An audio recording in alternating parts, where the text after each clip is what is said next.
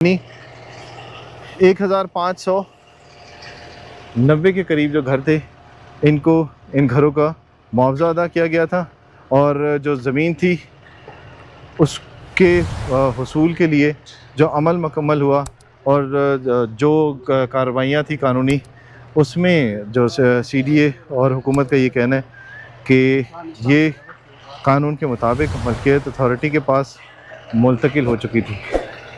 तो इस वजह से यहाँ पर इस ज़मीन को CDA के मुताबिक ये ज़मीन जो थी ये अब कानूनी तौर पर लेना ज़रूरी थी, जिसके ऊपर अभी एक्शन लिया गया।